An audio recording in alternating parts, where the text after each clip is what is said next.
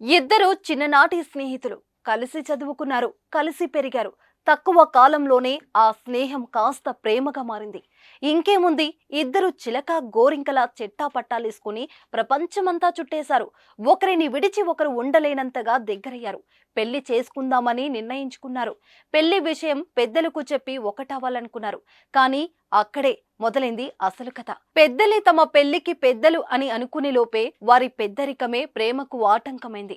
తమ ప్రేమకు పెద్దలు నో చెప్పారని ప్రేమికుడు ప్రియురాలికి వీడియో కాల్ చేసి ఆత్మహత్య చేసుకున్న ఘటన సిద్దిపేట జిల్లా మార్కూర్ మండలం ఎర్రవల్లి గ్రామంలో చోటు చేసుకుంది. గజం కేవలం 23,000 రూపాయలతో 165 గజాల భూమి కేవలం 38 లక్షలు మాత్రమే. అసలు జరిగిన విషయం ఏమిటంటే, ఎర్రవల్లికి చెందిన చేవెళ్ల అంజమ్మ యాదయ్య కుమారుడు నరేష్ అదే గ్రామానికి చెందిన అతడి స్నేహితురాలు ప్రేమించుకున్నారు.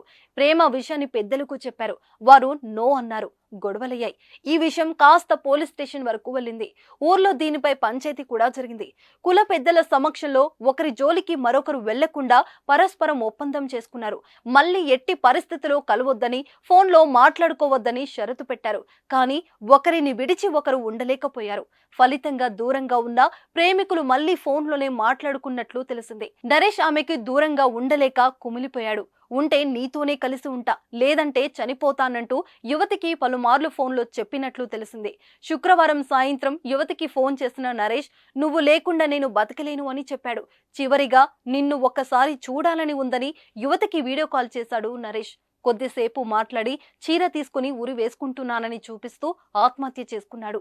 యువతి కుటుంబ సభ్యులే తమ కుమారుడిని హత్య చేశాడని నరేష్ తల్లిదండ్రులు అంజమ్మ యాదయ్య ఆరోపించారు. తన కుమార్తెను ప్రేమించాడనే అహంతోనే తమ అబ్బాయిని పలుమార్లు తీవ్రంగా కొట్టారని పోలీసులకు ఇచ్చిన ఫిర్యాదులో పేర్కొన్నారు. అనుమానాస్పద మృతిగా కేసు నమోదు చేసుకున్న పోలీసులు దర్యాప్తు ప్రారంభించినట్లు ఎస్ఐ శంకర్ తెలిపారు.